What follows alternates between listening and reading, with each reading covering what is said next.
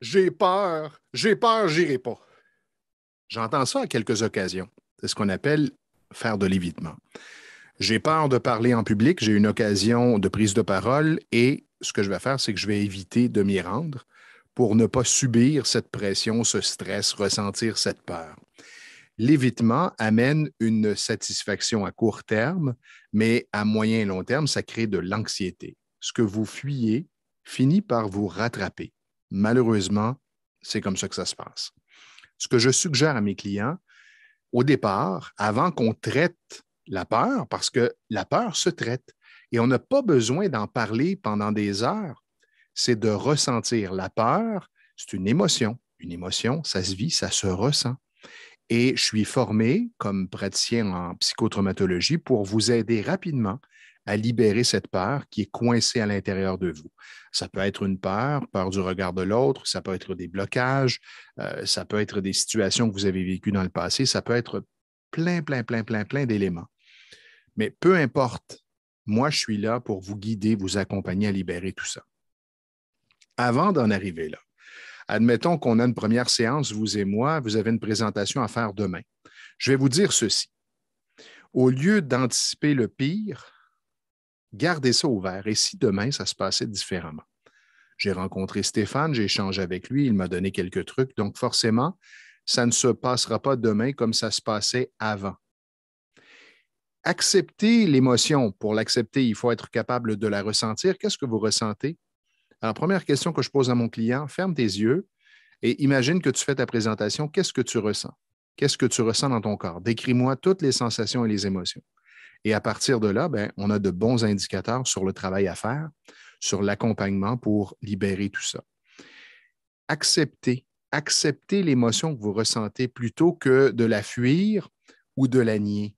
J'ai une peur, OK, c'est correct, j'ai peur. Merci à mon cerveau de me donner cette information. Je prends le temps de respirer. Alors, on va le faire ensemble.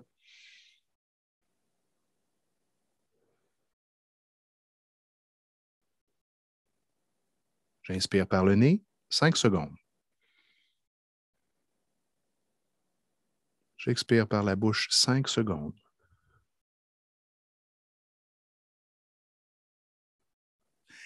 Et ce qui aide à vraiment libérer et déposer, c'est lorsque l'expiration est plus longue que l'inspiration. Pourquoi? Quand on a peur, qu'est-ce qu'on fait? Et on reste comme ça coincé.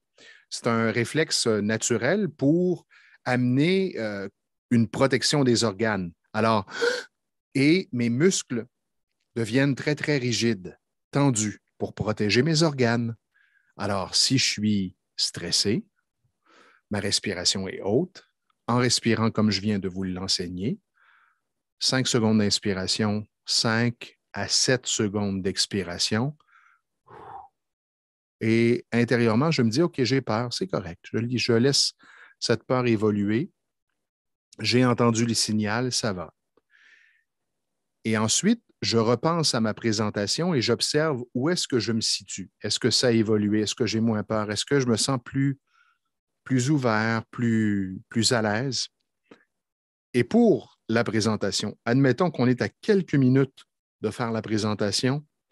Encore là, c'est important d'être à l'écoute de ce qui se passe en soi, de respirer comme je viens de le transmettre. 5 secondes d'inspiration et minimum 5, idéalement 7 secondes d'expiration. Et lorsque j'arrive dans une situation, par exemple, devant un groupe, j'ai à parler, j'ai à m'exprimer là, maintenant, ben, je vais regarder les gens avec un sourire, en respirant calmement, et je vais prononcer mon premier mot avec un petit peu plus d'énergie, un petit peu plus de poids. Bonjour. Je laisse une pause et je continue. C'est souvent au début d'une présentation que le stress est plus intense.